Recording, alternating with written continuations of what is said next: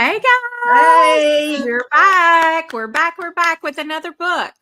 Yay. And this week we started Lies My Doctor Told Me by Dr. Ken D. Berry. We love him.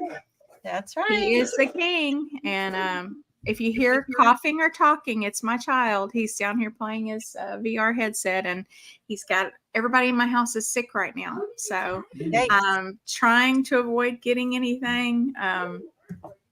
Just got to eat my meat and keep going, right? Yep. So, hey, Nicole. What is up? Hey, Nicole. Hi, Nicole. Am I a lady? Oh, I'm sorry. We've got ladies and Uh-oh. Bubba. That's our group name, the Ladies and Bubba. That's right.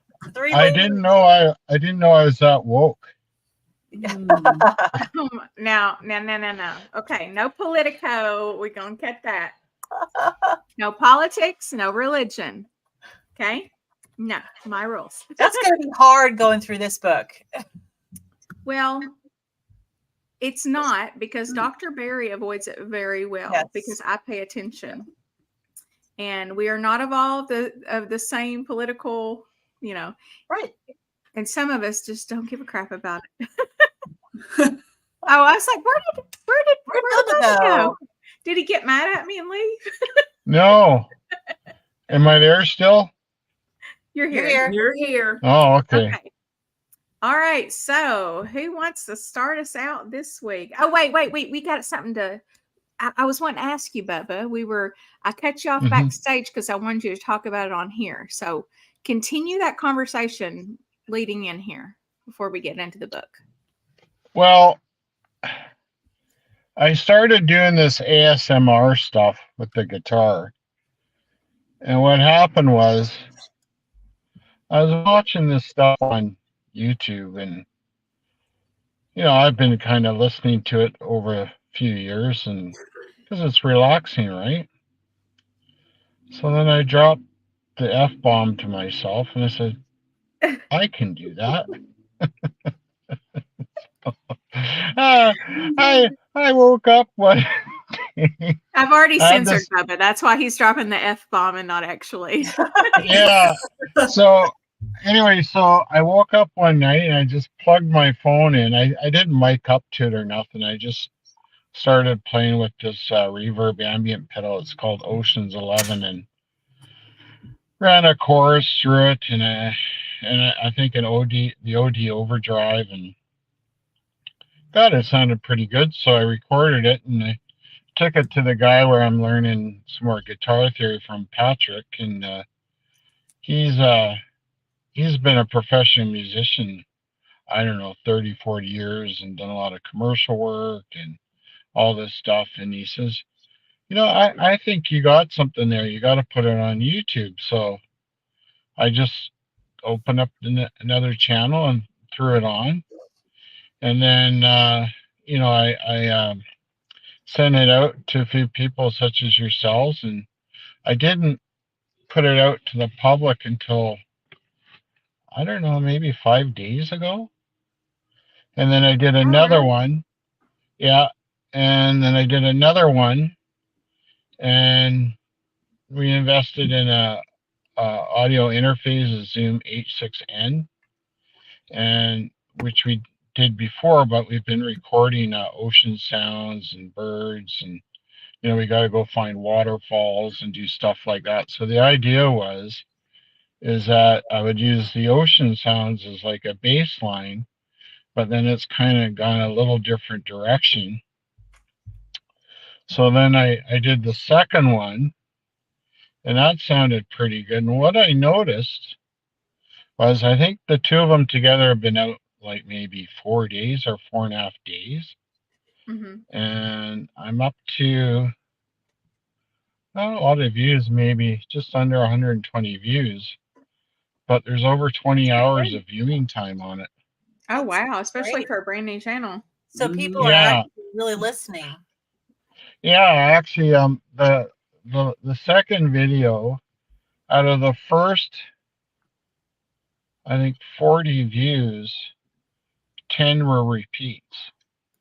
Oh, nice. And one person had actually listened to it for 25 minutes. No, I two mean, that times. might have Pardon. been me. That might have been me. Oh, so then, I don't know for you know, sure, but I know I've listened to them more than once. so then I started, of course, researching, and my my son's been saying, "Well, you need to get on this," and he's Mhm. hasn't been. He's been supportive, but also kind of pessimistic. And he thought, maybe it's, it'll fall off or whatever. And I said, no, I think we kind of got something. And then we did another one a couple days ago, and we were listening to it with the headphones, and it was great. But then when we put the headphones on, it sounded like shit. Like there's all this distortion. So there was like all this work went right down the toilet, and Hmm. I was mad. I was ready to chuck something, and and I woke up the next morning. Well, everything you learn costs you something, right? So we just kind of had to giggle about it. Yeah. So last night I was messing around with the audio interface, and I figured out why that happened. And it's because the external mic was still attached to the interface. And then we've bought Oh. an actual, it's called a Boss, is it ME 90? It's a new board. And I haven't even taken out of the box yet, but we're going to be adding that to it. And so the one I was working on at Starbucks about 20 minutes ago, it's that much better than the second one compared to the first one. So what I think about it is I don't like anything that's not authentic. So when you're researching and diving into things, most of these ASMR videos are AI generated, and they're buying Hmm. clips and stuff like that. So I watched a bunch of these clips about how they edit it and how they fool the YouTube algorithm by, making sure the sound clip is between 5 to 10 minutes, and they chop it up and splice it in different ways so that it's not consistent. So they feel they're fooling it. So, and then a friend of mine who uh, got me into the YouTube thing like 9.5 months ago. His wife has an ASMR channel, which is huge. And then I Googled her. I won't mention the name because he doesn't want people to know where they live.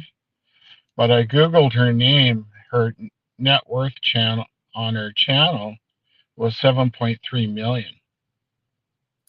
So I thought, What? oh, Oh my God. yeah. Oh, yeah. Wow. So And I worthwhile believe it workout because tips. I've worked on 2 of their 3 properties, so I know. Hmm. If anything, it's probably an understatement. So I started watching all these different channels, and how they do this stuff. But I want to stay authentic, so I do all the music, all the video, the bass lines, all that stuff. My son has helped with some of the editing. He's going to be going back playing the guitar. He's actually got a completely different style than me. So we're going to probably have him do some stuff and just see where it goes. But what I found, the amazing part is since I started doing it, this blood pressure problem I had has disappeared. Oh Wow. wow. So See, I know I, it has that effect on a lot of people. yeah, It's really calming.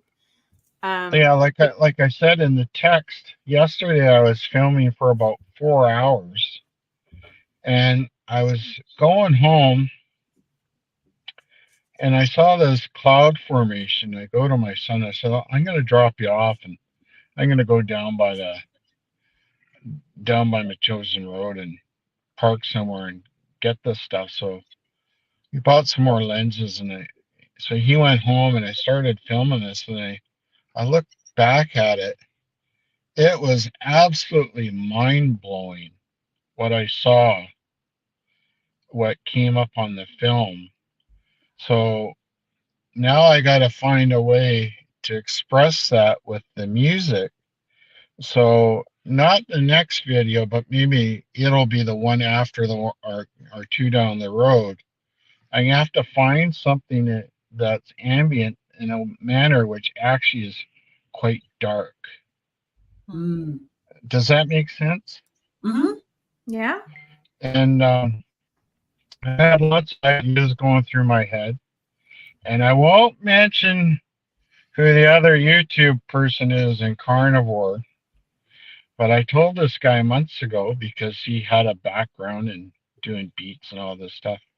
I said, I said, you really need to grab your beatbox out and dig into this stuff. And basically, he just, I don't know, just didn't fucking pay attention to it, pardon the language.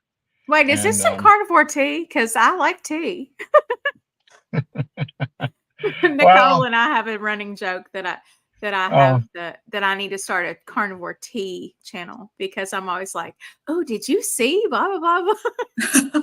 And I'll be like, well, I bet that they're doing that because of this. She's like, girl, all yeah.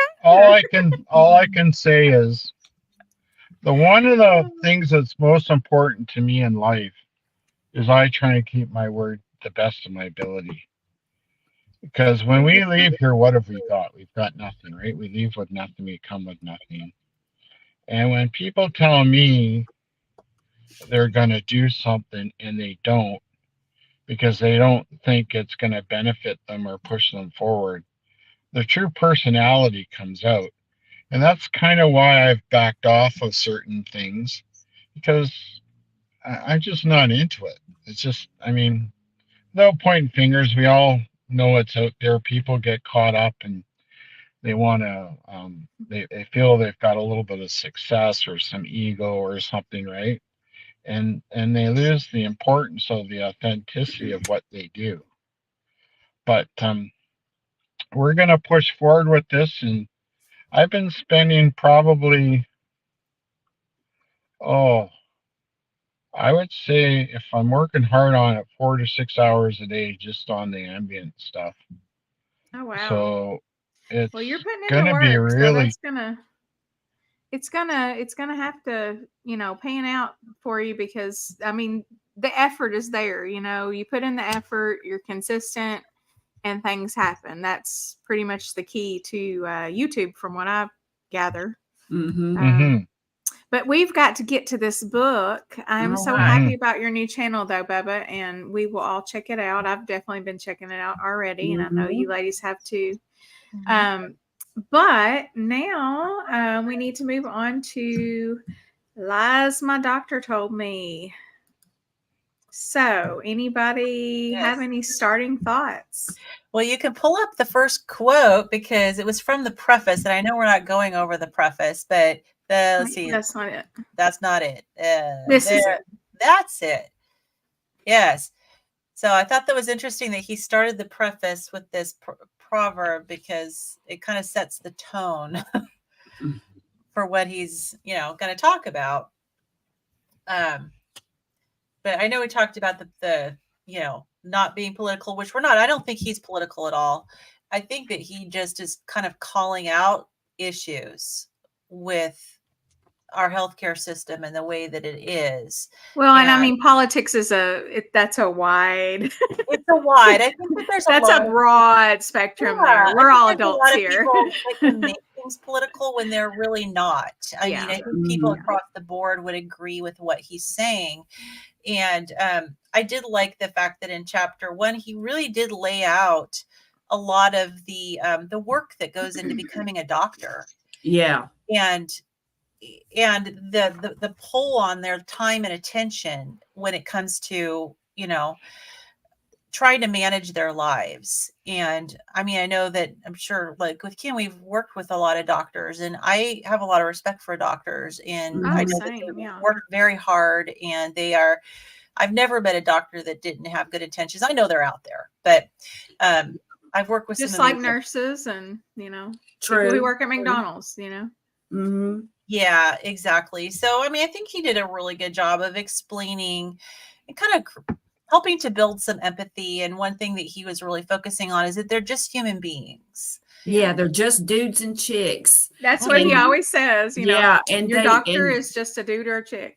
yeah, and that is so true. And there's human nature, which he gets into a bit, but it's just most doctors, I truly believe, and from what I've like, for example, my daughter's best friend's mother was a physician, and she was the kindest, most caring person you could ever know.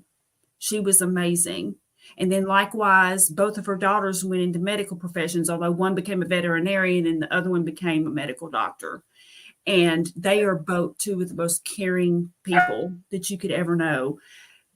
And it's just, and I say that because most people, I do believe, when they go into the medical profession, they're not going in there because they're going to rack in the bucks. I mean, granted, you wouldn't want to go through all that without making some kind of money. But at the same time, that's not their main driving force. They truly want to help. And then basically, they just get molded into a system. And like Dr. Berry talks about, what they end up doing is not what they really expected to be doing, because they really didn't really understand or know, even if they had doctors in the family or something, they really truly, didn't know of actually the doing part. And especially in more recent years, there's, they're sitting there in front of their laptop while the patient is there. There's so much that they have to do in such a short period of time. And he talked also about, like, they have student loans and they have, just all these pressures. And when you think about that, I mean, I have a lot of empathy. I feel for the doctors. Now, that does not give anybody an excuse to either mail it in or to be arrogant. But at the same time, most of the doctors that I've dealt with have been nice, good people who just didn't know. And they're trying to make the most out of a broken system. Yeah. They went into it for the right reasons, primarily. I don't know how many of them know how broken it is until they get into it. And exactly. And you think about it, they've invested so many years into the training, and then to go in and figure out, I mean, not knowing what to expect is common to pretty much any profession until you're actually doing it. You don't know, but but most people don't invest as many years into their profession as a doctor does. And I mean, I remember my husband, he's worked for hospitals for a long time, but he was talking about one person he worked with who went all the way through medical school, and then as soon as she finished and was ready to work as a doctor, worked as a doctor for a while. I was like, I don't like it. I don't want to do this, and ended up doing something else that was not working with patients. But I mean, I'm sure there's a lot of doctors that feel like, well, I can't really afford to back out and change my mind after all this commitment I've made. Yeah. It's a huge financial commitment. Oh gosh, yes. A couple of the takeaways that I had from the book were, well, first of all, it reminded me of what I always say. Pretty much anytime anybody wants to apply for a job or anything, I always say, okay, but what's your day gonna look like? Okay, you don't really know. Like, I mean, if you've not done that job, you can even go to a place and you can watch people doing their job. But if you haven't done that job, you don't know what that feels like to actually be in that day. As a nurse, I love the way my day is structured. I have a lot of autonomy when I'm a bedside nurse, especially. Charge nurse, not as much, but I mean, maybe even more actually, but in a different way, but I don't get to like structure my time. People are demanding things of me constantly. But as a bedside nurse, I control the flow. I control the level of, just we saw, right? I like to keep my patients calm. I like to come at them with a calm tone and a smile and, hopeful, and just I don't like, and I'll see other people doing it, and not to criticize anyone else's nursing, but I'll see other people and they'll go in their patient's room and they're like, oh, and I'm like, oh my God, your patient is never going to calm down that way. You don't want them they're anxious.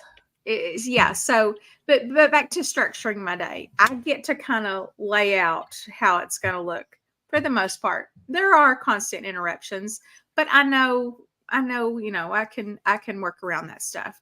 But if you haven't been in a career, you don't know. So a doctor goes to all this school, all these years of school, and they have no clue what it's really like to be a doctor. And they get in there and then they may like it, they may not, just like any other career. Mm-hmm. And then the second takeaway from the book, what was it? I'll remember it in a minute. Well, y'all go ahead.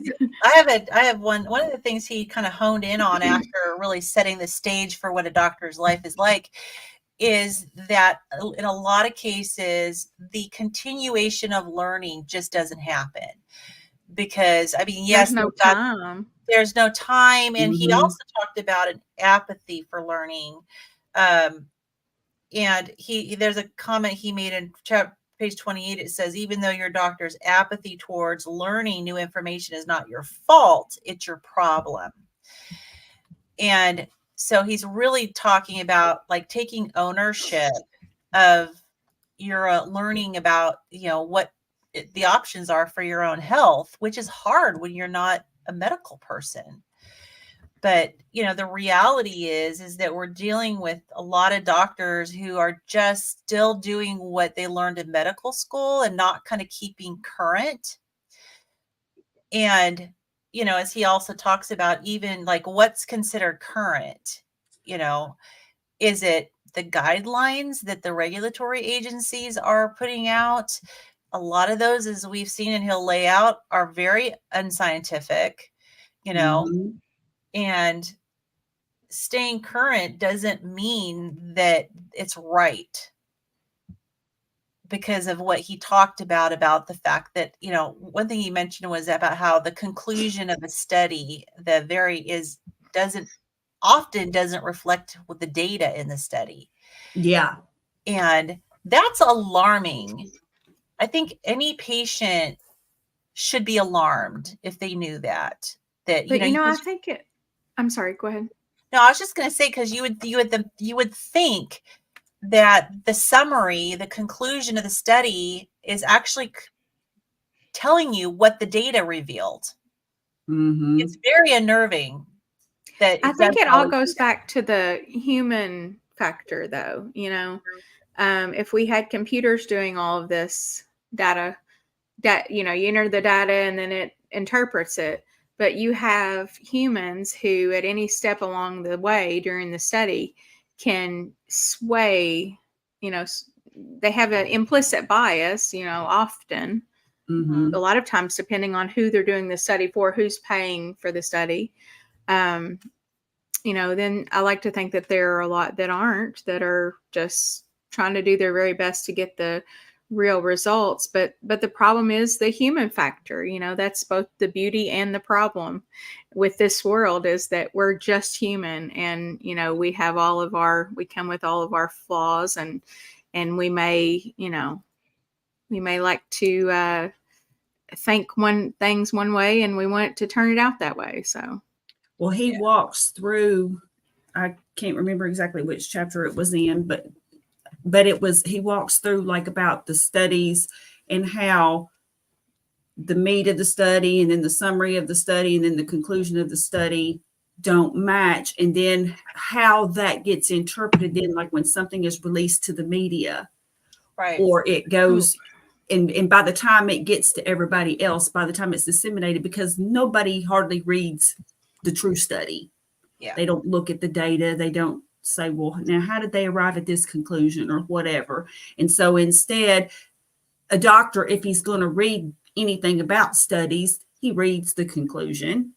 And so he's like, oh, well, yeah, saturated fat causes heart disease, for example. Right. And so that's what the conclusion of the study is. So he, doesn't have time to really, or it's difficult for him to make time I Yeah. should say, to work through all of that and to be like, well, now wait a minute, this conclusion doesn't match what it says, Right. what the actual data has. And so then you take it a step further for the news media, and then the headline is sensational, saturated fat causes heart disease, and Right. they just make it all sensational and Yeah. clickbaity and their goal is yeah. viewers, so they want to sensationalize things to get the viewers, and they have a different goal.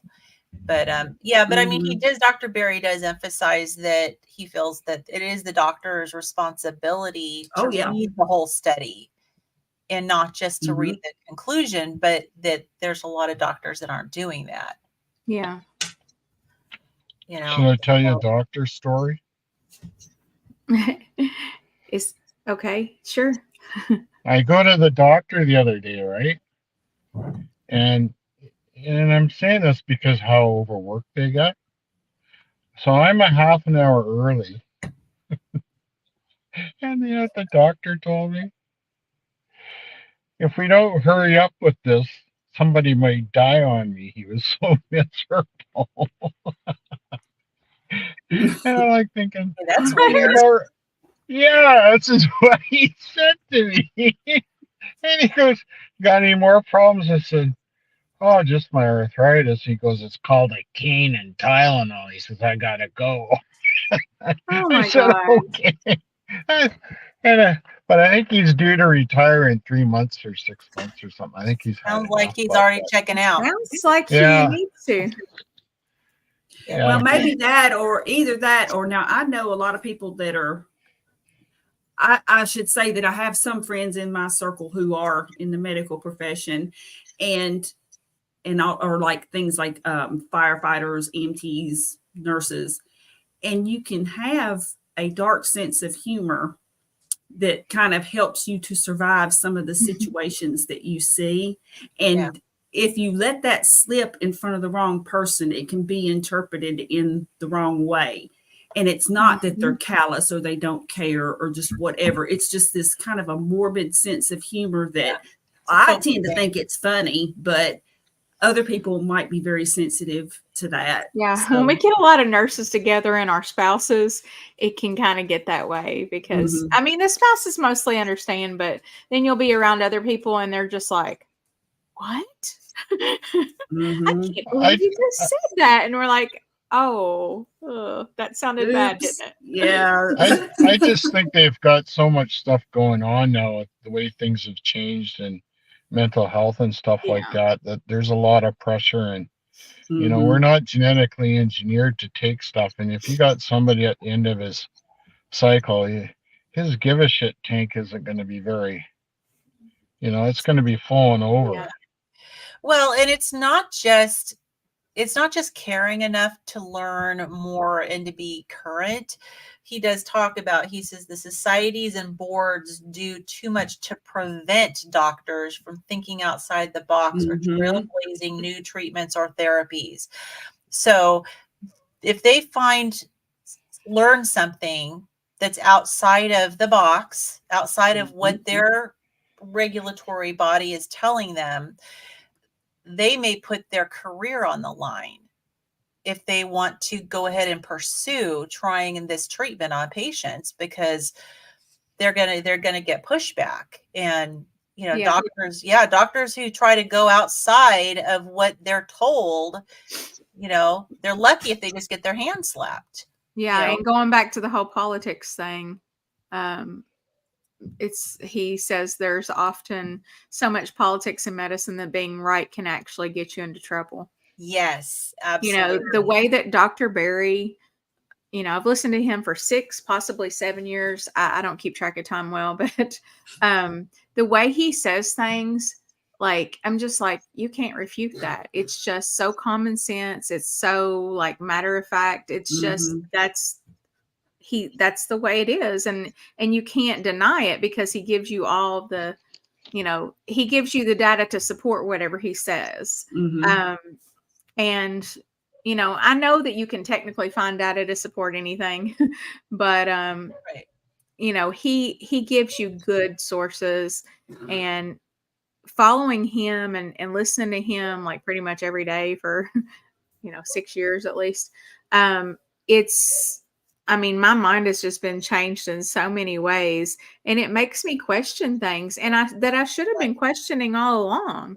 You should never just take things for, oh, this is just the way it is, and that's the way it is, Yeah. and that's the way it's always been, and you should Yeah, well, never we do shouldn't just that. But blindly we do trust. that.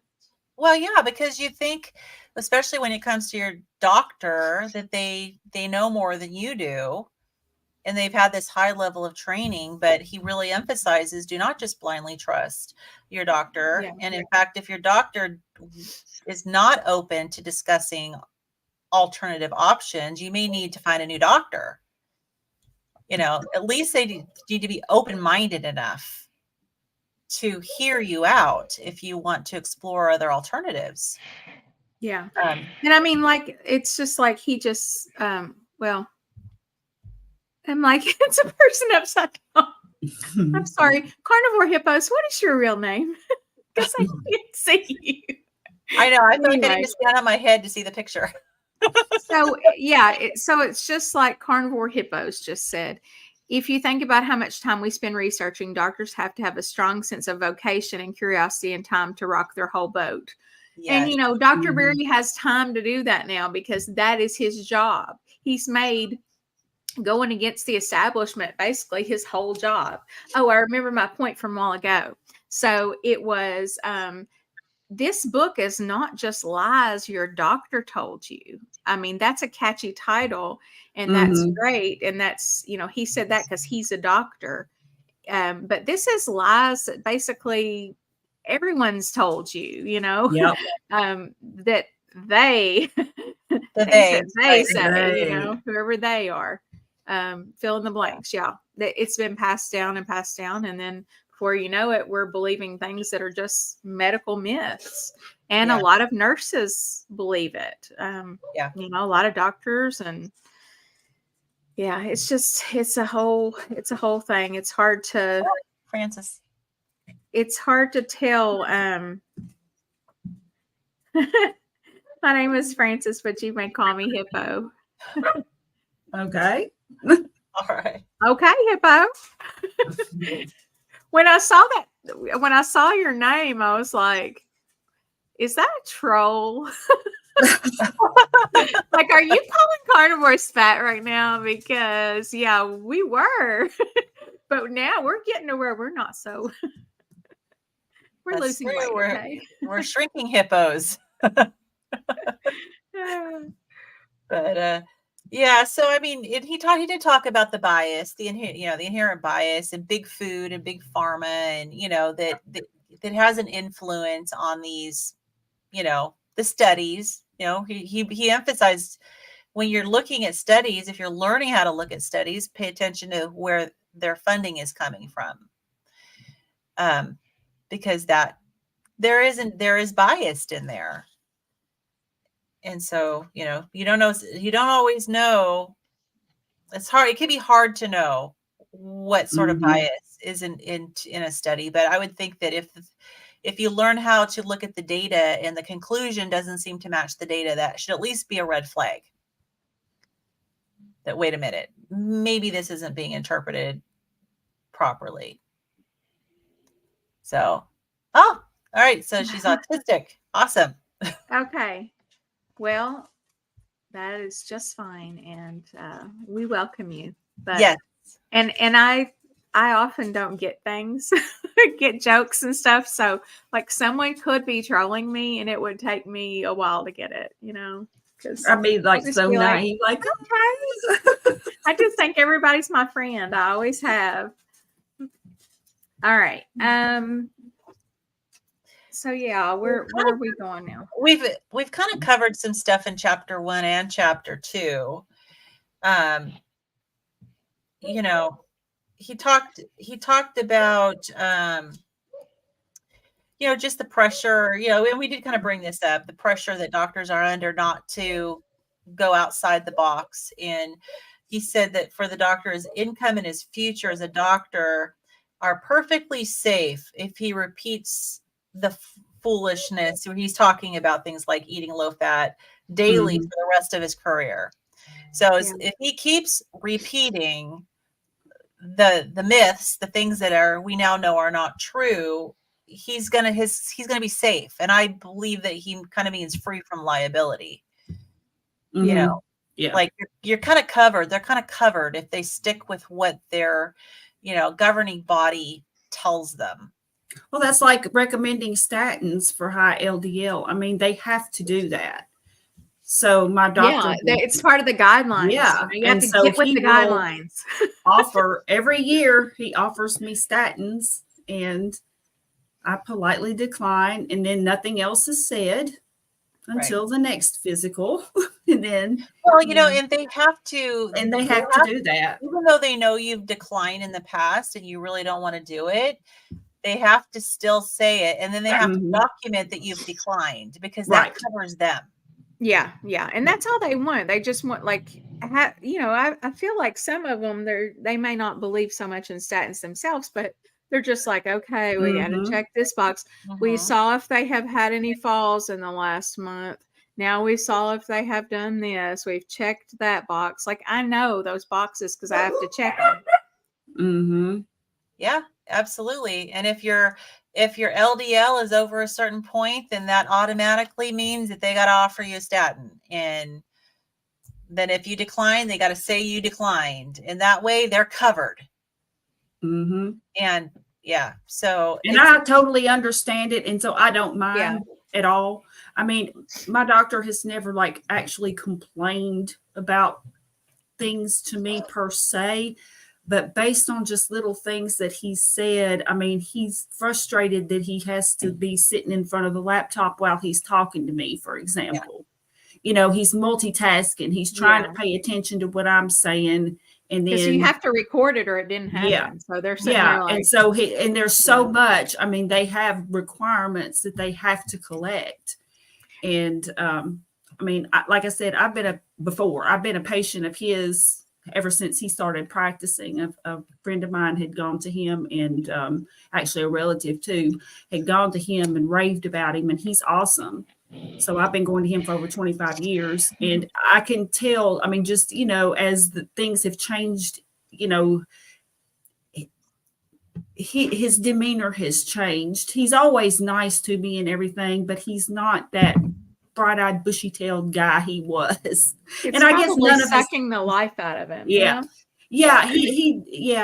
I feel bad for him. I just do. Myself, if I were going to be a doctor, I would want to be like an anesthesiologist, probably, or a radiologist, or something that's just maybe an ER doc, something that you're like actively helping people, and you don't have to rely on all these medications that you're sending them home on and hoping they take, and not knowing really if that's going to work for them. And, it's just, I don't know. To me, there seems like there's just a lot of liability and vagueness and all that, Well, there is, and they can if they end up getting sued for malpractice, it can be really career ending for them. Oh yeah, devastating. So, I mean, I get the fact that there's definitely it's really tempting to just bury your head in the sand and say, look, I've got this governing body. They're telling me what to do. I'm just going to stay down in this lane and not deviate,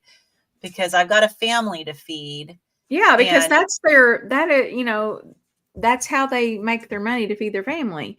I mean, just like, me, I can say my opinion on things, but if I get on here and start saying things about the organization I work for, as far as they did this or they did that, and it's not from the perspective of a patient, it's from the perspective of oh yeah, I'm at work, and that's your, livelihood. Right. You can't do that. And you have to pay those student loans off too when you're, I wonder how many doctors are know that some of the things that they're telling patients aren't really helping them, but yet they don't really have a lot of choice. Or how many of them are awake to that? Yeah, it's hard to say. I think a lot of times they like we always thought that people just don't listen, oh, they're not going to do it. You're going to tell them this diet. They're not going to follow it. Like you don't expect anybody to actually follow the advice that you're giving them on their discharge paperwork, and I think doctors are probably the same. Yeah. I can tell you that, like recently, my brother had an experience with his doctor. My brother he went low carb and he's actually just inching lower and lower carb. He's probably pretty close to keto now.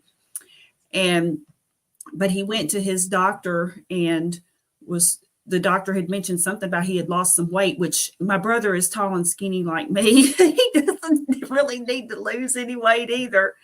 And plus he works a physical job.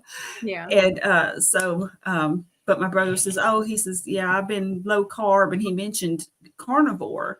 And the doctor was like, I've heard really good things about carnivore. And, Wow. and yes. And then my brother says, oh yeah. And he says, and then the doctor says, yeah, and there's an even stricter version of it called Lion. And when my brother told me about that, he's one of us. He's one of us. Yes, he is. He is one. Nobody knows about Lion that's not in this didn't- community. I'm sorry. Yes, exactly. And he didn't pitch a big fit or say, no, that's dangerous or anything. Well, here's the He's thing probably with doing the it doctor. himself. If the patient brings it up, then I'm sure it's fine for them to talk about it. Yeah. But, I'm sure they're not going to say, oh, go do a carnivore diet or go do a Lion diet, because that's not part of their guideline. But it's totally different if the patient brings it up.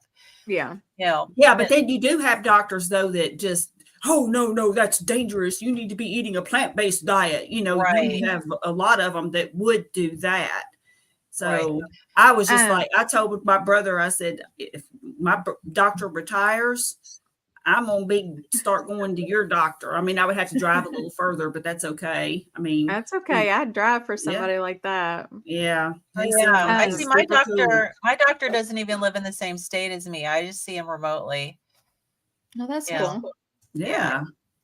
So I know he did talk about the doctors having their toolkits. You talked about like the different approaches to an obese diabetic patient, like to bring a point, like the family doctor, family medicine doctor would, talk to him about their diet and give them some pills.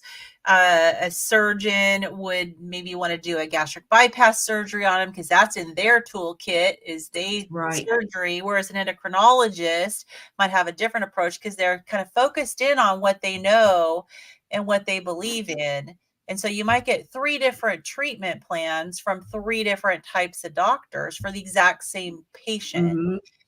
And one of the thoughts I had as I was reading through this is that, and this has just been my experience, and you guys, if you've had different, let me know, but I've always found that the doctor's toolkit is usually focused on symptom management. Yeah, that's true. And, oh yeah. I mean, that's what they're trying to do basically. Yeah. And they're it doesn't not really trying to prevent. Get the right prevention or get to the actual root cause of what's going on. That would require a lot of research because the information that they get educated on really doesn't give them those answers. Yeah. I mean, it's a sick care system. We're trying to put Band-Aids on things, Right. We're trying to hold back. We're trying to build dams to hold back the water. We're not trying to, stop the water from coming. I don't know. But it's I just got into an analogy that I couldn't work out. Yeah. But you definitely don't want to have a doctor that's apathetic towards learning and is not open towards, or talks down to you or doesn't listen to you. Those are my biggies. Like if you're listening to me and I can tell you're actively listening, then you get a lot of points for that alone. Oh yeah. Right. And also you can't expect your doctor to solve the world's problems. Like no, I solve my problems for the most part, Yeah. And he emphasized it's a partnership between you and your doctor. So, which is why you need to make sure you've got the right doctor who's willing to work with you and isn't just going to, shoot down your ideas and things that you want to pursue as far as treatment, because it's your body. Yeah. So let me address what Hippo said so I can take this off the screen. So she said, I'm so sorry. It's the upside down picture that's getting me. Doctors have to deal with the majority of patients who want to eat carbs and junk and have a pill. And And that's that true. is so true. It's like we were saying, last time, or actually, I think it was on my interview with you, Lynn, when we were talking about how, we feel so obligated to tell people, you can like literally, practically cure yourself of all of these ailments you have if you'll just eat a proper human diet. Right. But even if you did, they're not necessarily interested in that. Like, Yeah. everybody has their own objective about their self, they don't necessarily care, And some maybe they're people, not if they knew desperate their yet. life would be, yeah, exactly. Some people, even if they knew their life would be shortened, they would still choose to eat the beloved food over that. And that's their choice. How many times have we, as nurses, seen patients who are back for their second or third amputation? Yeah. That they're diabetic, and you'd think that first, toe or two that they get removed would be a wake-up call. But they get told the wrong thing to do too. Like the diet, the Diabetes Association diet and everything. they get. But now, often, even if they told the right thing, they'll still won't do it. Yeah. But I'm just saying, typically, if they were told to do something, they wouldn't do it. But if whatever they're being told would, chances are, not be the right thing. And we have to remember this is an addiction too. Addiction's not rational. No, like somebody doesn't just say, well, I think I'll go do some heroin. That sounds good. Yeah, let's get addicted to heroin.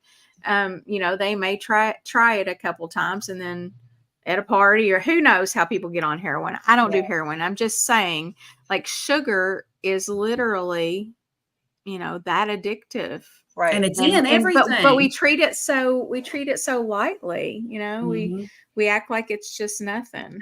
Yeah. It's not even it's harmful. Powerful. And if it's, and some people will, one amputation is enough to wake them up and say, okay, I've got to start researching, what am I doing wrong here? But there's other people, they just can't overcome it, or they don't necessarily know what to do or where to look for answers.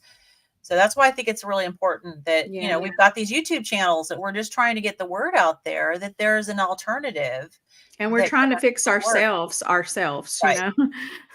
We're trying to be active participants in our healthcare. Right, exactly. And not just turn ourselves over to somebody blindly. Yeah.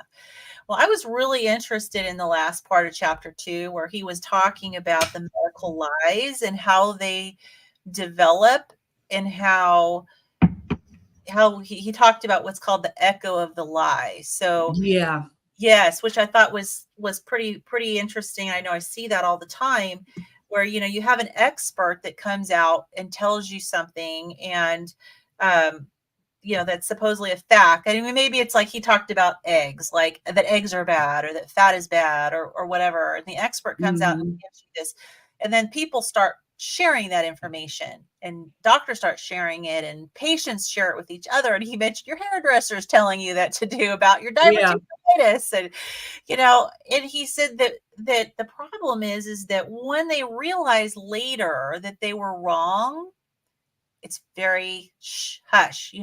Nobody comes back and says, I was wrong. Right. And one thing I really thought was interesting is that the comment he says is they don't want to admit publicly that they were wrong, and no one makes them, so they don't. So this is where, and I guess, not getting political, because it's not a one side or another thing, but does it need to become political that they're required to share? Just disregard the no politics comment. I'm talking like actual politics, like Democrat, Republican, like the big issues, like there's politics in this book. Yeah, but this really is just political. Like, no, it's not. It shouldn't. Yeah, but here's the thing: if when people, it's hard for people to admit they're wrong. Actually, for me, it's gotten easier as I've gotten older in some ways, to just say, I was wrong. I'm just going to take my lumps. But if you have a long esteemed career in this particular theory or proposal or just whatever, it was your livelihood, and then you had to say that you were wrong, and just like all these associations who've been recommending these doo-doo diets now for 40 years, government agencies recommending these doo-doo diets, and for them to come out and people already pretty much don't believe a lot of what the government says, Right. no matter which party's in charge. Yeah. But most people don't believe much of what the government says to begin with. And then you take the government and all these other organizations, I don't, it would be very difficult for them to just, say, yeah, we were wrong. It is sugar.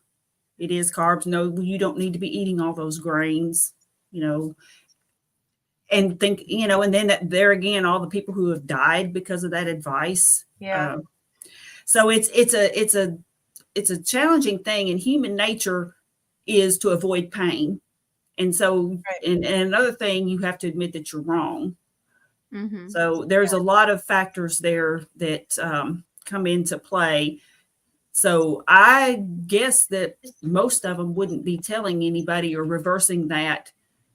And it's kind of like, you can liken it to other things too. Like, for example, everybody knows when the stock market goes down, right? The news reports it, everything's sensationalized. Oh my God, we're going to all be, trading bottles of water for blue jeans. This is what, happens in the news. But then when the stock market goes up, you don't really hear that much about it. They might report it, but it's not nearly as much attention getting. And so I think it's the same. Like, I think Dr. Berry has mentioned before that I believe it's the ADA, American Diabetes Association, has actually said low carb diets are okay. Yeah, they have. It's just buried on page 927. Right. It's they don't really the attention of people. Exactly. Yeah. And I know real scientists Mm-hmm. are fine with admitting that they were wrong. This is true. Yeah, because that's what science is. That's what science is. And whenever there's a study that they do, that's open for debate. And a real scientist is fine when they're proven wrong, because they don't have a personal interest in the outcome. Mm-hmm. And I know one thing he wrote in end of page 45, he said, if the experts were searching for truth rather than recognition, they would have willingly advertised a change in opinion. And I just think that it's a societal problem. First of all, we're way too litigious. I think that there's underlying fear of either getting sued or getting criminally prosecuted for killing so many people with their horrible conclusions. But we need to kind of, again, go back to the fact that they're human and people do get things wrong. But the longer they wait to step up and correct the information, the worse I feel like they're implicated. Yeah. Yeah. I just think it comes down to ego. Right. A lot of it is ego. Yeah. Mm-hmm. Right. Even the people doing the studies, they may have an ego about, expecting a certain result, and then not getting it, and just kind of twisting things a little bit. Or funding. And there are liars everywhere, like people lie for who knows what reason. Well, and then you start sharing information because someone else that you think was right told you that information, and that's how it gets perpetuated. And he said, mindless repetition of a lie makes people believe it, which is so true. Yeah. So true. So it just, right. The word gets spread. Whereabouts are we in the book now, you think? Well, we went through we're supposed to read through chapter 3. We just are wrapped up basically chapter 2. And so chapter 3 is on fat, which is kind of a lot of what we talked about with the obesity code. Mm-hmm. A lot of the stuff that's in this chapter, like the studies, for example, Yeah. the same studies were mentioned. Right, exactly. The Ansel Keys 7 countries study, which, again, it shows, it's just another example of how he did. What did it say he did? He studied 22 countries, but he only included 7. I know. So he didn't even include the majority of, like, it's not like he took out 1 or 2 that messed him up. Right. He took out like over half. He just said, let's see, which ones do I like out of this bunch? Yeah. Well, it's the same curiosity about why Hong Kong is not included in the blue zones. Yeah. Well, it says that he didn't include those other countries because the data showed that eating fat either didn't have any effect on the rate of heart disease, and it actually protected the eater from heart disease. So talk about a biased study. Yeah. But he did that study. He started collecting data in 1956 and he published it 22 years later. So think about he invested 22 years of his life's work. Like my career's been 23 years so far. And the outcome showed he was wrong. So imagine that. Mm-hmm. Yeah. You see what it says right there? And gentlemen. Gentlemen. It's always, hey, ladies. I was thinking I was going to have to start taking estrogen shots. It said so. You might need to. Start dressing. Have you never been misgendered before? I don't know. Maybe. Oh my goodness. It's kind of. He could borrow Dave's blue wig. What he uses for, what is it? Blue Shine? Isn't that the character that he does? The vegan character is Mrs. Blue Shine or something like that. Are you talking about Dr. Baker? No, this is Dave. Dr. Baker is hilarious though. Oh, I did see that. That's so he funny. dresses up all the time in crazy costumes. Yeah. So, but so he was talking about fat and the fact that dietary fat does not equal adipose, because he said just because we call it fat on our bodies the same as the fat that we eat, it's not. Right. But he said that because the fat and foods in the adipose tissue on our bodies are called the same word, fat, most people and most doctors childishly assume they are the same. That was kind of an interesting, like to say it, childishly assume when it comes to doctors, but they do. I mean, for how long did we hear that, eating too much fat will make you fat, or eating too much fat will give you fatty liver disease? Yeah. So let's see here. Oh, so on social media, it can be really good or really not great. I've been getting a lot of channels recommended to me, recently. And a lot of them have been just perpetuating this thing about fat. They're like, good proteins to eat. Chicken, low fat, skinless, chicken. Yeah. Lean proteins, blah, blah, blah. And I'm like, oh, that's just so cringy that you still think that. I mean, I'm embarrassed for you, really. But that would be mean. So I just keep scrolling. Yeah. Yeah. But that's just that echo of the lie, right? It's like, even though we know now that that's not true, it's still being passed along as truth.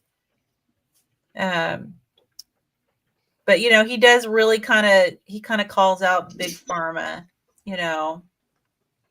and their role in, they smell a few $1 billion to be made, Yeah, just a few billion. Yeah. It's like, well, hey, if the study results, if we can, interpret them in such a way that it's going to sell a new pill, then all right. And apparently most of these studies are funded by government or pharma. So, and here's the thing, they also use like Hi, Jonna. relative risk instead of absolute risk, so they can Yeah. manipulate the Right. numbers. Oh So yeah, if- because it sounds so much better when you say, Mhm. 500% more. right. Yeah. So let's, I don't Instead know, of- for people who don't know the difference. So hopefully I'll explain this. Like say, for example, you've got two groups of 100 people and you have an outcome in one group of one person has this particular reaction or whatever, say to a medication. And in the other group, two people have the reaction, right? So if you look at the group as a whole, like total, it's 1% versus 2%, which is not really significant, right? But if you look at relative, one person versus two people is 100% extra. It's double Mhm. the reactivity in group B versus group A. Mhm. And so that's how they use these statistics to make How it, Lipitor did it. yeah, to make it seem a lot worse. Like, wow, then okay, this pill is going to be so much better, than not taking it. When in reality, if you look at the totals, it's insignificant, statistically insignificant. So that happens all the time. Yeah. So, Let's see here. okay. And you mentioned 40% of children are obese, which is sad. Yeah. I think it's higher than that. Is it higher? Yeah, this was Well, written in 2019. Or yeah, I mean, you just look. I mean, it's funny. I'll sit in Starbucks and I'll do editing or have a coffee, and I just watch, and the amount of younger people that are obese is just, it's pretty sad, right? yeah. Yeah. And it didn't used to be that way. No, but Yeah. I got a question for you, three. What? I got to get going soon. I got to go pick up my son. So, how much longer are we going to be on here for? Well, I think we're pretty much wrapping it up. Yeah, we'll be maybe 15 minutes or so. I don't know if you guys can stay that long. Yeah. But Bubba, if you need to leave, you can just feel free to go. That's not a problem. Yeah, I got to No, get we're gonna going. hold But you anyways, What'd oh you no, say? it's a highlight of my week when I can hop on here and see the three of you, because I think you three are probably the nicest people in the carnivore community, to be honest. Aw, Bubba, you know the way to a girl's heart. That's right. Mhm. Sweet Yeah. talk. We'll work all the time. Flattery will And get you everywhere. I mean, there's lots of nice people, but I'm always a little bit of a pessimist and a critical thinker, and I think that's because of my background. But I believe that we should say good things, and if we don't have anything really good to say, we should just keep our mouth shut, right? Well, So- I think human nature, we tend to start heading, our brain wants to go into the negative, and we have to kind of reel it back. And Well, and it can be hard to say something that's factual and make sure that you keep it kind of unbiased and not get too overly critical. Because I mean, we could just as easily make these same mistakes and probably have in the past oh yeah. Mhm. many times. Yeah. But anyways, I'm gonna be signing off, and that next ASMR thing is gonna be coming out probably tomorrow. And I'm going to be very interested to hear what you guys got to say. So don't forget to subscribe. I Sounds did. good. I've already Yeah. subscribed. Kimberly was the first one. All right. So I'm going to go Yeah. subscribe to it right now while I'm thinking of it. I forgot, I listened and I totally forgot to actually hit subscribe. Yeah. Hey, tell us your plug your channel, your new channel, and we'll get everybody to go over and check it out. It's Ocean ASMR Blues.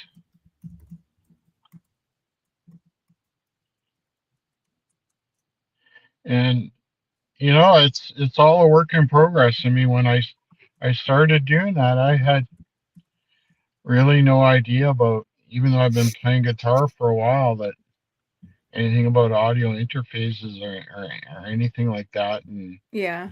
digital workstations, and it's All right. kind of interesting. And I just subscribed, Bubba. okay, thanks. And it's actually we've got a drone too, so pretty soon there's going to be drone footage popping up on there and all sorts of stuff. Nice. So it'll be interesting. Well, it's great Right? meditation music. I love it. Well, I appreciate it. I appreciate it. You know what? It's only going to get better as it goes. Well, give me more. Give me more. Yeah. Okay. Yeah. Okay, well, I'll let you guys go and you have a great Okay. day, okay? Bye, Okay, Bubba. Have a love you all. great day, Bubba. See you, Yeah, Bubba. bye-bye. Bye. Bye-bye. And Hippo wants to know if it's for ADHD. I think it's just for general relaxation. And Relaxation. some people just like to hear those really soothing sounds, and just different ASMR, different sounds make you feel a certain way. Unfortunately, I've discovered, after thinking, hey, maybe I can make an ASMR channel, I discovered that ASMR actually makes my stomach hurt. It's really weird, but not Bubba's, because it's music. But like, how What when does people are doing like ASMR stand for? the mouth, is it audio sensory something? I can't remember. I'll look But it up. the ones that people do with their mouth sounds and stuff, oh my gosh, I had it's autonomous sensory meridian response. It's a tingling sensation that usually begins on the scalp and moves down the back of the neck and upper spine.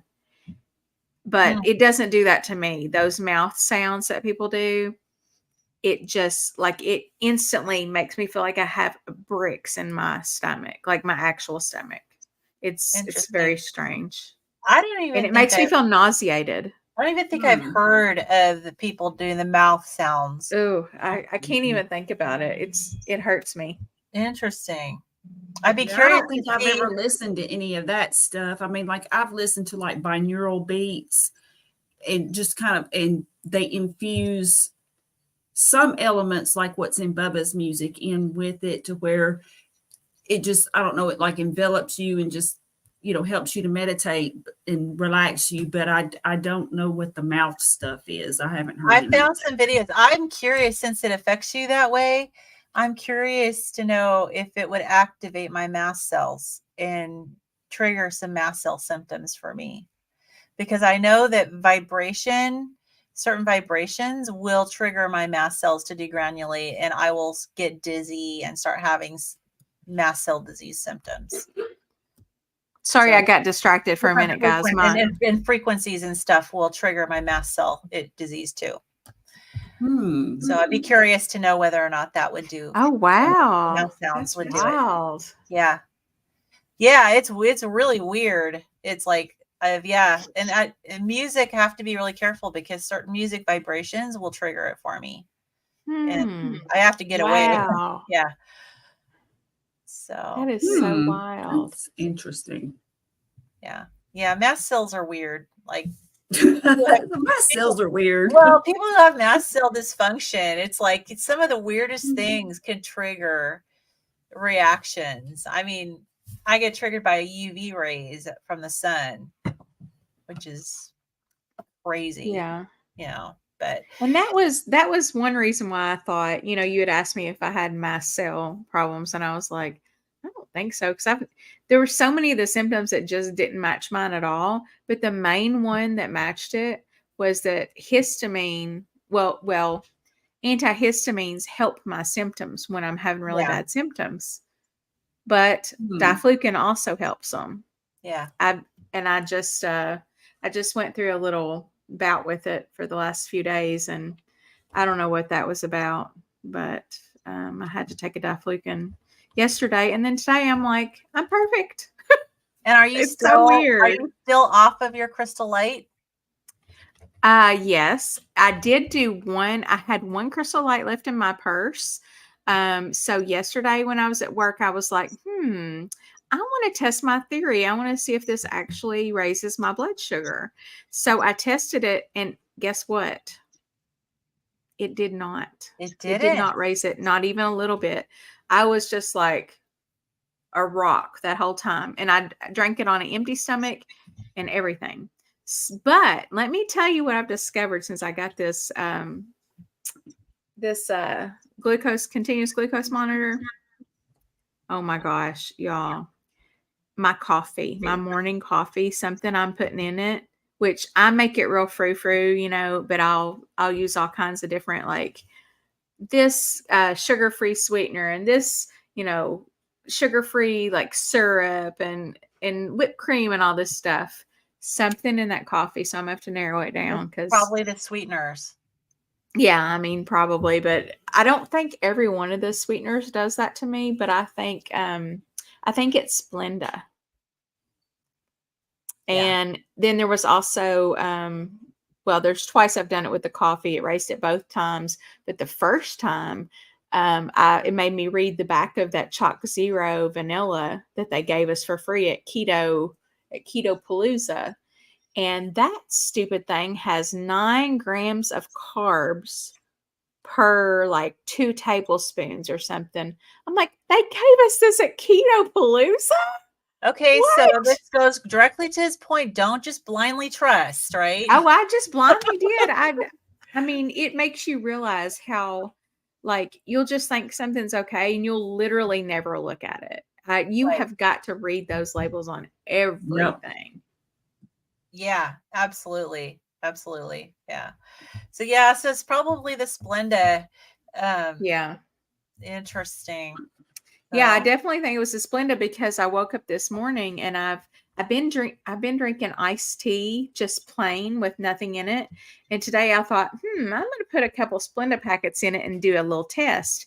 And it raised my sugar up to about 120. I think it was like 127, and I had nothing to eat. So it's very strange. Well, there you go. So, all right. Well, so he gives homework. I'm not reading 3 books between now and the next time. Yeah, I'm going to definitely write those books down. Let's tell people what books they were. Are you there on the page? Yeah, I'm on that page. So he recommended for homework, he recommended 3 additional books. So one of them is called Eat the Yolks, meaning as in egg yolks. Yeah. By Liz Wolfe with an E. And then he said that book explains in plain words the complicated story of how fat and cholesterol became dirty words in modern medicine. The second book is, we've talked about this one already, The Big Fat Surprise: Why Butter, Meat, and Cheese Belong in a Healthy Diet by Nina. How do you pronounce her name? Teicholz. Teicholz. Mm-hmm. Okay. And so it's this one, it looks like he said it's full of studies, citations, common sense that destroy the myths that red meat, fat, and cholesterol are bad for humans in any way. And then I know she's a journalist, correct? She's, I think, a really good journalist. And then the third book is called Eat Fat, Get Thin: Why the Fat We Eat is the Key to Sustained Weight Loss and Vibrant Health by Dr. Mark Hyman. And he says one of the few doctors in the know. Dr. Hyman explains all the ways that eating fat is good for you. So if you want to dig in more and learn more about why fat is good and why you should eat it, there's books he recommends. Did you go through those slides with those quotes? Just because we didn't really pull them up, but at least so we can share. Let's see here. This was at the beginning of chapter 1, which I thought was that Leo Tolstoy from War and Peace. Though the doctors treated him, let his blood, and gave him medications to drink, he nonetheless recovered. I thought that was funny. And you can lead a doctor to knowledge, but you can't make him think. Dr. Berry can do this because he's a doctor. That's right. But honestly, as a nurse, I've always been against doctor bashing. Like, it aggravates me so bad when like other nurses will be like, nurses, what keeps your doctor from killing you and all this stuff. I'm like, these people deserve a certain amount of respect. All the school that they've gone through. And, it's just like I just don't like the doctor bashing, but I mean, Dr. Barry's a doctor. He can do it. Yeah. Well, we do work as a team. And I mean, I'm not saying I don't give them a hard time. Like if like I'm going to tell it like it is, you know, if my doctor told me something that was just crazy, I'm going to tell you guys about it, you know, and I'm sorry for her. I'm not mentioning her name, but yeah, I think I've worked with one really bad doctor in my nursing career. And this doctor actually ended up getting dismissed from their hospital privileges. But other than that, I mean, okay, yeah, and I've worked for some egotistical surgeons, but or worked with egotistical surgeons, but you know, you have to go to the bat for the patient, you know, as a nurse. And so you got to kind of not worry about any of those doctors. Some of the doctors that do have egos, you still have to get past the ego and still work with them.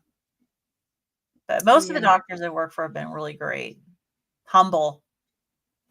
Yeah. You know. I mean, I don't work for them, but we have with a lot of with them. Yeah. Yeah. We have a lot of really good surgeons, especially, you know, I work in a post-operative, a recovery room, and, you know, they're really good. And honestly, like my favorite doctors, hands down, anesthesiologists. They are just the best. I love them. You know, they're just a different breed. And then ER doctors. I've worked a lot in a couple of different ERs, and they're just a different breed. They just think differently. The way Dr. Barry thinks is like typical, you know, ER doctor. They're just very like, they see things for what they are, and they're common sense about things, and they know that, you know, shit happens, just to be honest. I really enjoyed working when I went from working in the hospital to working outpatient. I really enjoyed working with the gastroenterologists. Oh, really? You just can't. I've not known a lot of those.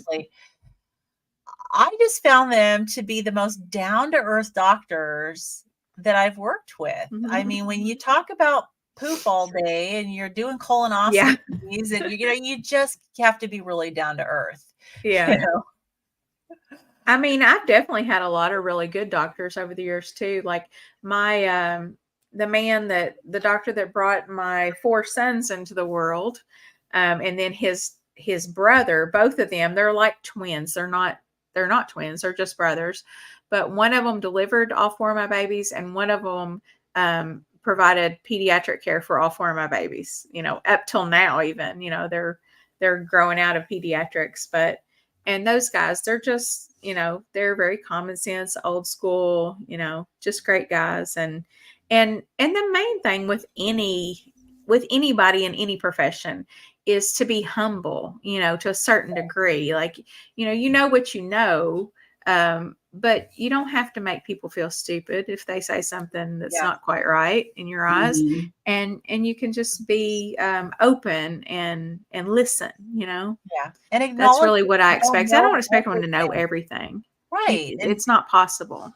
Right. Well, here's another thing, and I've said this before, but it's sometimes we as patients aren't exactly approaching things in a diplomatic way. And I understand people getting frustrated. I've been frustrated before, and we all have.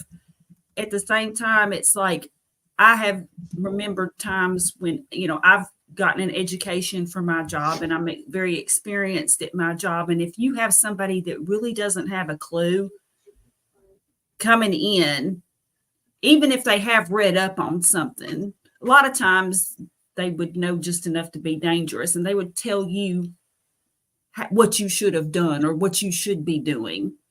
And it's very frustrating, and it brings your defenses up. But if you approach someone with kindness, compassion, and say that, you know, I want this to be a partnership, and this is some things that I have found, or just and ease into it, and don't just say, well, I'm going on a carnivore diet, and, you know, I don't care what you know, or just whatever. And there are people I have heard people in restaurants too requesting gluten-free. Well, I can't have gluten-free. And Oh God, the gluten-free are the worst, and I'm one of them. and they are, and the poor worst. servers, so I mean, my whole, and I'm not saying I'm perfect by any means. I know I'm not, but at the same time, I really, really try to be compassionate to the people that I'm dealing with and try to think, how would they feel if they, how would I feel if they approached me in that way? And I really do try to do that. And I think that's why, look, vegetarians, I mean, most restaurants just gave up and said, we're just going to automatically have a vegetarian menu since they're so rude. Oh, Lord.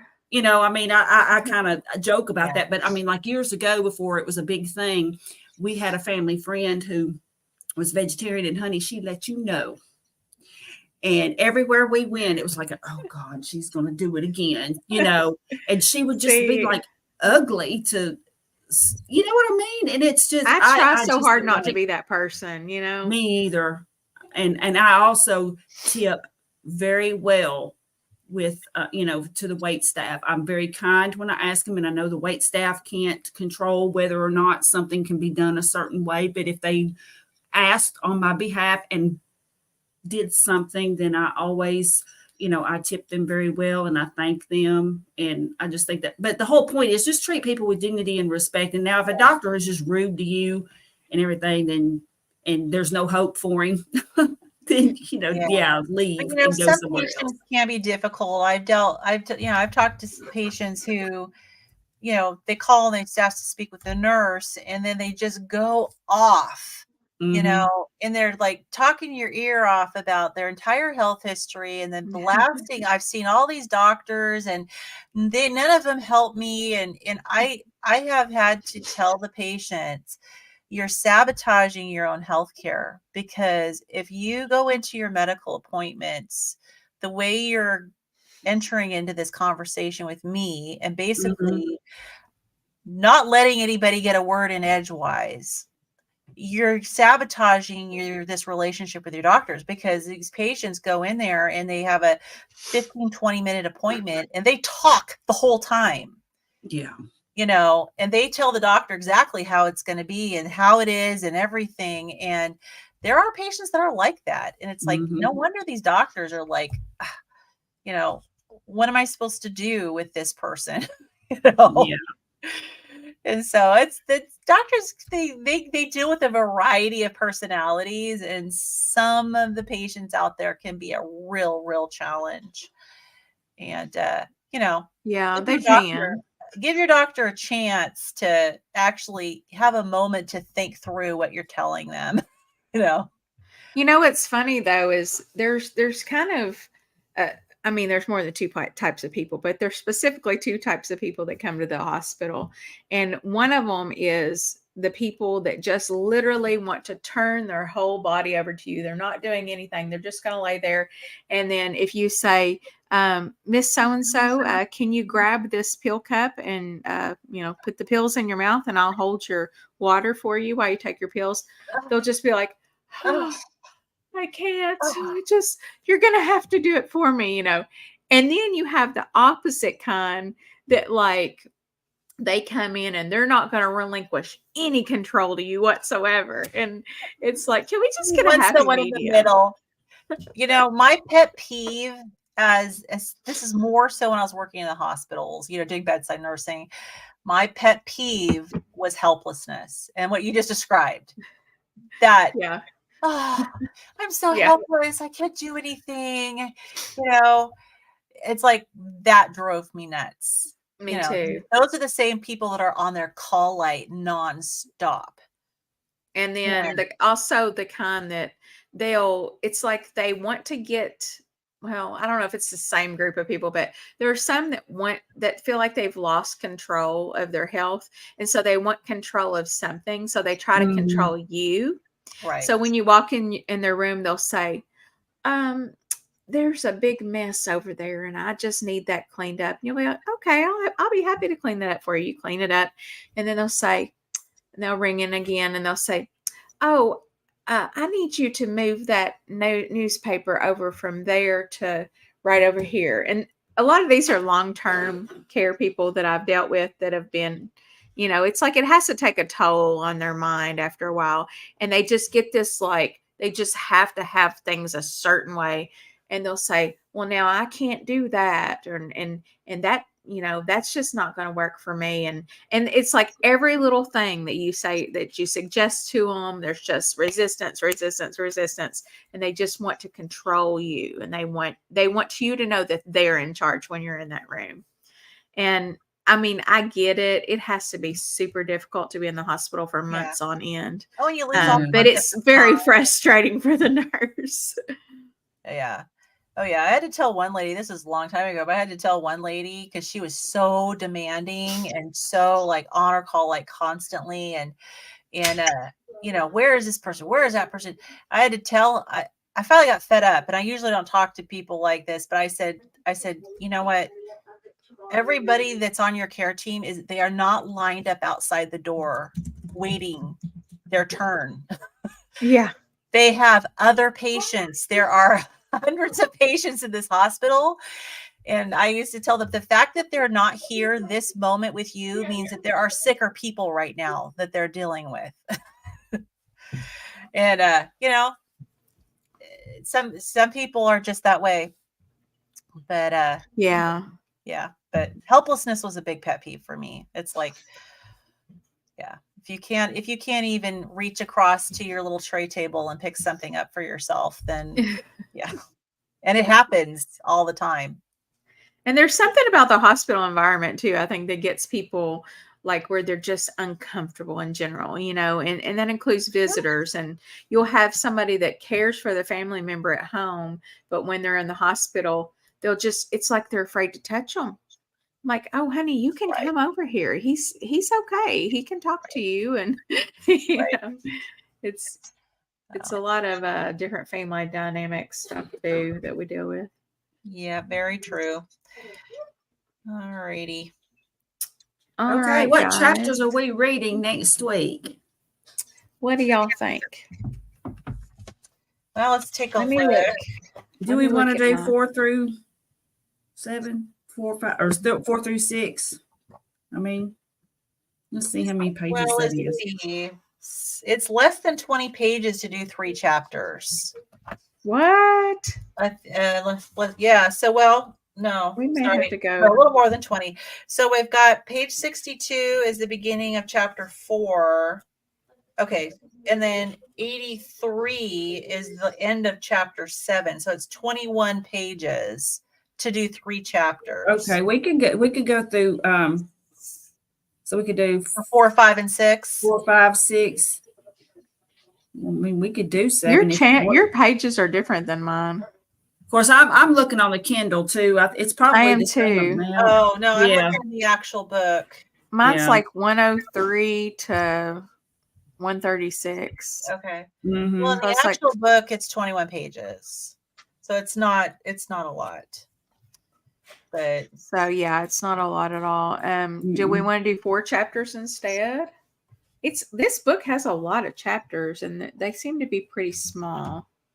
We can do 4. We can do 4, 5, 6, and 7 if you want to. Yeah, let's do that. This, I think, is. I loved Dr. Fung's book, but this one doesn't seem to require as much brain power, or I don't know, because I've had to go back. It's more common sense, It's not as sciencey. It's more. He breaks it down in such a way, and for every Dr. man, Fung, so to Dr. speak. Fung says things in such a scientific way. Sometimes it makes my brain hurt. Yeah, and you had to go back and reread, like, okay, what was that again? And I love reading things like that, but it's just when you're preparing for something like a book club, you do have to read a smaller selection of that than you would this. So I'm good with 4 chapters here, if you are. Yeah, quantity wise, I think it's fine. And because it's a lot of common sense that he talks about. Yeah. Well, all right, let's do that then. All right, 4 through 7. We'll see how that goes. 7 it is. All right. All right. Well, I've got another live at 8:00. Well, it's actually not a live. It's a Zoom for my YouTube content creation stuff. So Oh, cool. I'm excited for that. That's Nice. I'm putting out a whole lot of probably weird videos, but Well, did you see I commented on your video from last night? I think I've seen a couple comments from you. What was it? Oh, it was just an encouraging comment. Oh, like, have fun yeah, with I saw that one. Yeah. So I saw that you were doing Yes. your really doing that course, and that's cool. Yeah, I've done another course too that was a really big one. And I'm actually learning more from this other creator that just kind of teaches these classes, and she's doing a mindset and content creation class, and she's kind of hardcore. Like, we came to class last night and nobody had done their homework, and she stopped the class and made us do it right then, and we're like all just like frantically posting videos. I was pulling out old videos that I'd already posted and reposted.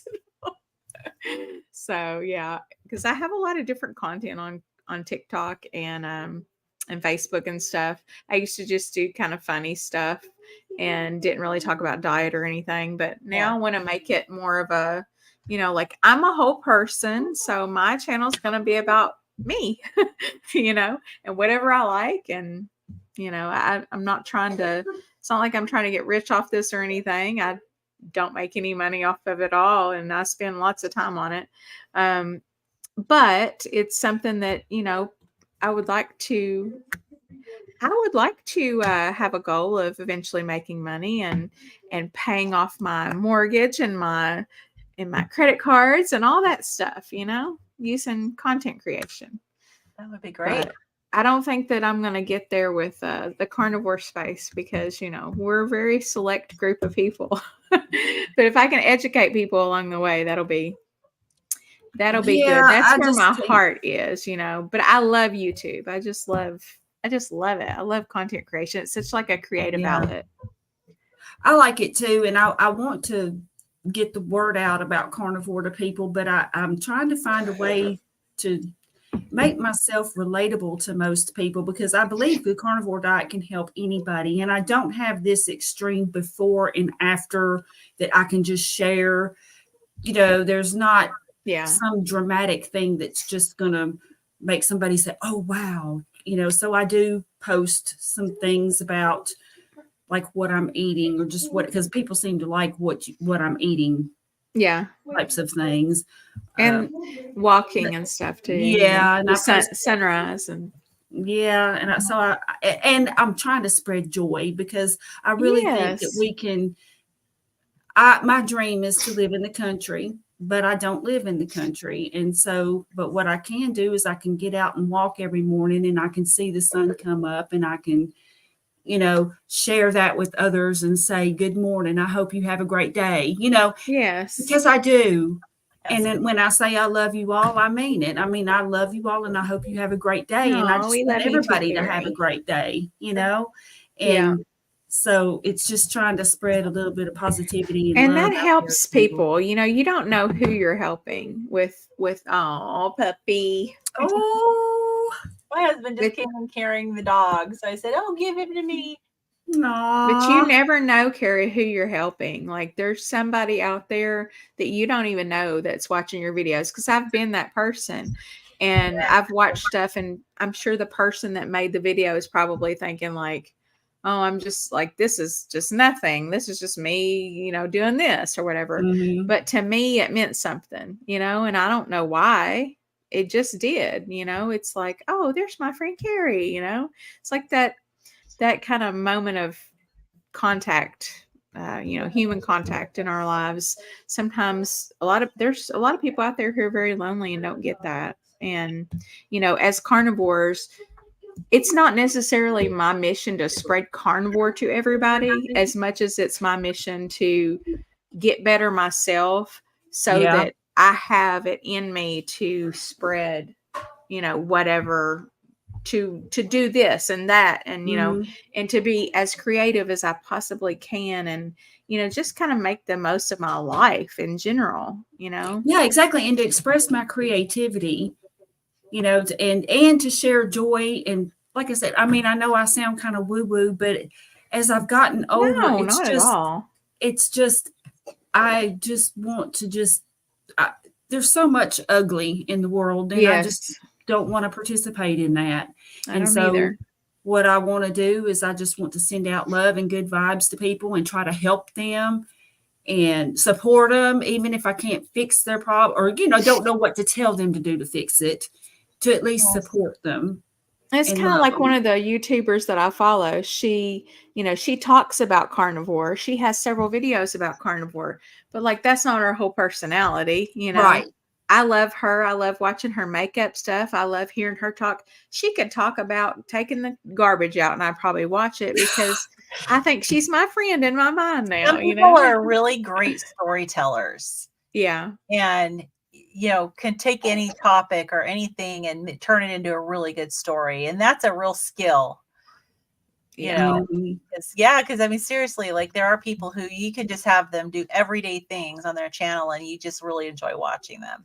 Yeah, I mean, that's how I got into celebrity gossip. I don't care about celebrities, but one of my people that I was watching on YouTube, that's like one of his things is celebrity gossip.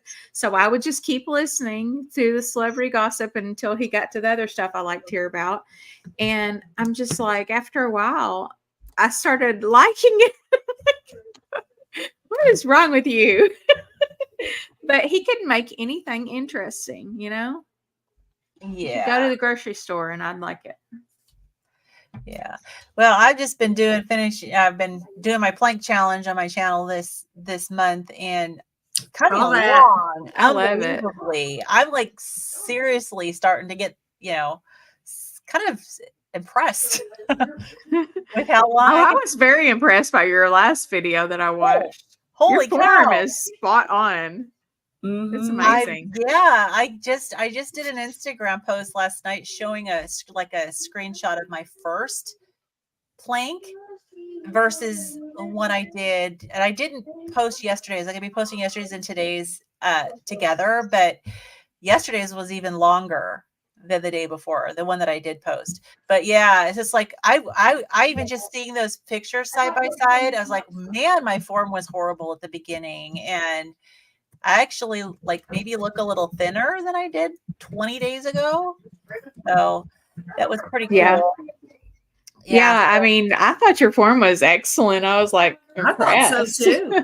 Well, my physical therapist, when I told him I was doing the plank challenge, he had me do a plank and he made sure that I was doing it properly with the right form. So I can thank him for it.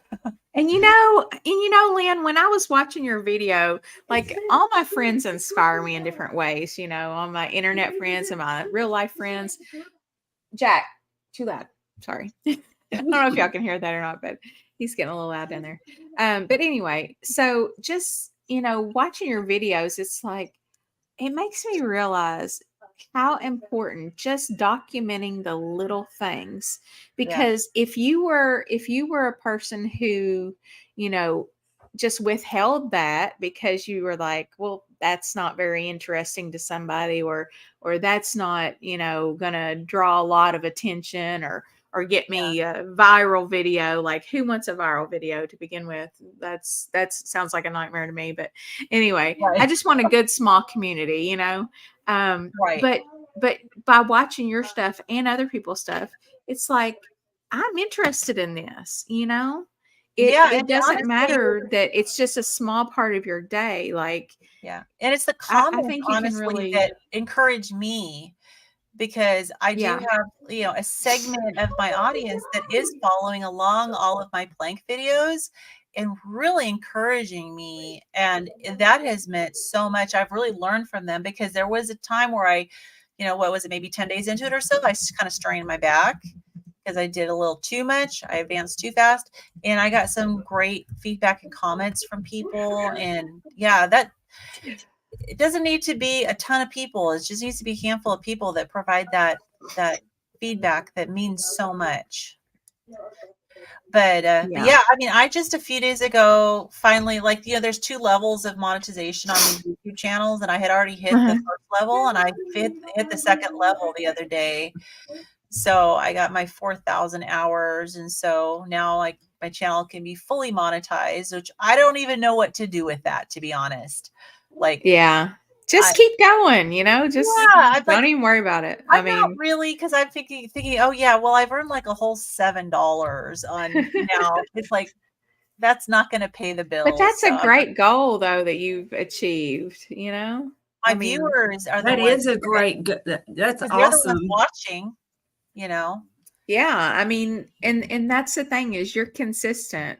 The girl that I follow, she always says consistency is key. Consistency wins in all things. Yeah. If you post, she encourages people to post every day, and I'm like, okay, whoa, I can't do that for one.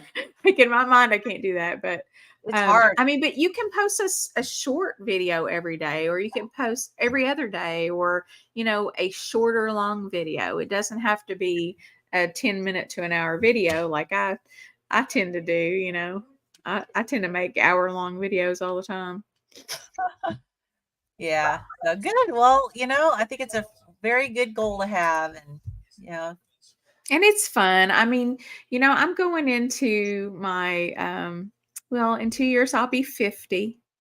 So, I just feel like my kids are going to be leaving the nest eventually, and I want to prepare for that. And I don't want to get to that point and just not have any hobbies and not have anything for myself. I'm making myself my own little community online, right. And it's and hopefully it will be there for me when I need it. Yeah. It will. That's my just goal. be yourself. And that's another thing is it's hard. You don't realize how hard it is to be yourself, especially when you've been raised to, act certain ways to not to make sure the neighbors don't think anything. Or who knows. I mean, we especially as women, I feel like our whole life we're just taught to kind of put on this big happy face show. or just whatever. Like everything is perfect. And I think I mean people don't like that. Like I used to think people liked when you were perfect, if you looked perfect, if you talked perfect, but nobody's perfect, so obviously you couldn't achieve that anyway. But people don't like that, and I don't like that. When I watch people, I like real, I want to see vulnerability. Yeah. So I'm trying to be more vulnerable, and it's hard. And I don't know about you guys, because you're kind of more, you're not in the deep South, but you're kind of more considered Southern as far as yes. And I know that culturally there's a little bit of difference as far as, the way you present yourself in the South. And like I was raised on the West Coast, where it's like, you let it all hang out. You just kind of, however you are, it's how you are. And it's just it's a little bit different, but it can get a little excessive on the West Coast. Like, well, I know what you mean by the South. I mean, I'm in Kentucky, but we consider ourselves the South, right. And but like my family's in Louisiana, they're like South. We are raised as young girls to well, first of all, to compete with each other, not to be friends as much with each other as to consider each other competition. So yeah, we have friends and stuff, but there's just a lot of like, especially small town South stuff. It's, I don't know, where I'm from anyway, it was that way. And I remember going up to Chicago. When I was in college, just out of college, I had met a guy from Chicago, and I went up there and they introduced me to all their friends and everything. And it was just such a culture shock for me. These girls, like, they were beautiful girls, but they weren't like all done up or anything. And they were more interested in their studies than they were in boys. And like, that's just not how we were. It just wasn't like that where I was from. It was very, I don't know. It was just kind of, there was a bit of a shallowness to it, That's kind of funny, because when I went back to school when I was, 36, I guess, roughly.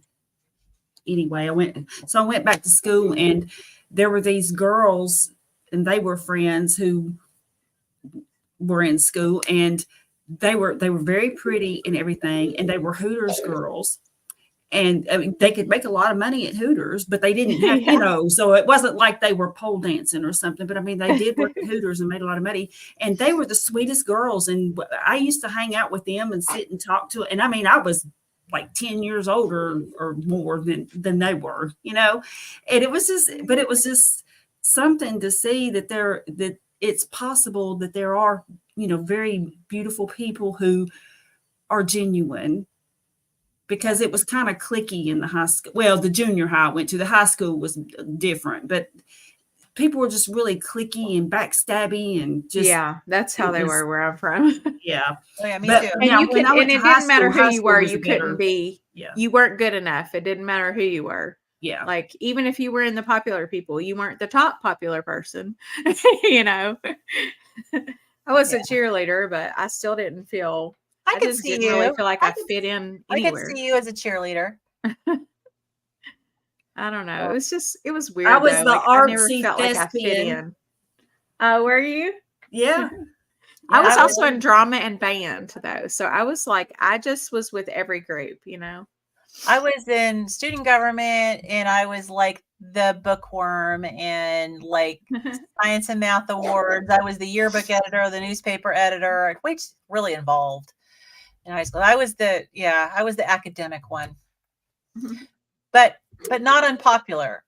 It's like I was kind of like right in the middle of like, everybody liked me and I liked everybody. That's kind of how I was. Yeah. I was like, that's how I was like mediocre too. Popular, like, but I was more probably well known, but not, I mean, not like me, the person, like, everybody knew that I was one of the like smart ones. I was pretty much top of my class.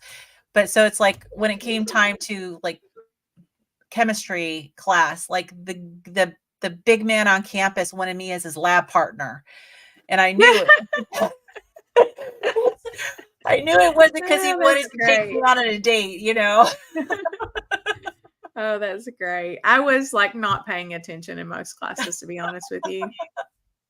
But now as an adult, I have such a love of learning that I just think, man, I wish if I wasn't so boy crazy back then. I mean, I was really quite boy crazy, and just pretty much my objective in any class would be like, which guy could I flirt with in here? It's so awful and shallow and weird. I had a pretty steady boyfriend throughout most of high school, so it's like I wasn't even worried about that. But it was all academic stuff. So, but well, I got involved in academic stuff once I got in college, and I started making straight A's, and I was just like shocked by that. I'm smart. Oh, well, guys, I guess we're gonna wrap it up. I'm trying to make it through everybody's comments here. West Coast free for all. It's very little supervision. Yep. Yeah. I mean, for most of us that are Gen X, we had very little supervision. And somehow I was still a pretty good girl. Yeah, I never got in trouble. I was a really good kid. I was way too cool for cheerleading. Oh, I still partied on the weekends. I was one of the bad I was one of the bad cheerleaders. Not the bad ones, but like just the ones that kind of like I mostly didn't hang out with the cheerleaders. I had my little group of friends that, we were partying on the weekends. How funny. All right. Well, y'all ready to head out? Yep, this has been a lot of fun as usual. Yeah, we ended up with quite a gab session. I had to. I don't know if you saw me kind of distracted a little bit. Like my husband came in here and sat down, and he's like on his phone. So I ended up throwing a remote at him. Well, Jack is down there being so loud on his VR, and then he's coughing because poor little thing's sick on top of that. Aww. So I'm just like, be quiet. I keep muting and saying, stop talking. I know. I was sitting here snapping at my husband like, shh, and he kept doing it. So I finally just grabbed my remote for my light and threw it at him. He's like, what? Oh, look. Carrie, Yes. you look Thank extra you. pretty today. I agree. You do look Yes. extra pretty today. Well, thank you. Yeah, you do. All right. Artsy gal. And Susie made it today. Yeah. Glad to have you, Susie. Yeah. Everybody, thank you for coming. And let's see. Yeah, if you miss it, just watch the replay. And we're just going to say for the record, so we can say that we announced our channels. I'm Nurse Kim at Nurse Kimberly Lane on YouTube. Carrie is Carrie at My Meatomorphosis with an O in the middle. And she has some beautiful sunrises. And Lynn is Lynn at Midlife Carnivore on YouTube, and she is planking with the best of them. So go check her out. She's going. She's about got me ready to like figure out a place in my house that I could actually set up a camera and do that. I actually plank, but I can't. I don't know. I've got to figure out how to film myself. I mean, Yeah, the cat's no help. I have trouble even filming myself like, like this. I'm like, how Exactly. I just want to get. I have a little tripod and I put it on the ground and it's like that far off the ground. Uh-huh. And I kind of adjust the angle of it, and yeah. I hate filming my whole body, but I can have to do the plank, right? Well, your video quality looks great too. Oh, So. good lighting. And I just have one thing I would like to say to everybody. What? Forget your pudding, eat your meat. I love it. I love it, Carrie. I was actually thinking of that song the other day. That's right. Yeah, I was listening to it and I was like, see, they even knew if you don't eat your meat, how can you have any pudding? That's right. That's right. So I'm just saying, forget your pudding. Yeah, forget that pudding. Let's get that pudding out of here. All right. We will head on out then, guys. It's been real. See y'all later. Yeah. Bye, everybody. Thank you for watching. Yes, thanks for hanging in there with us. Bye-bye.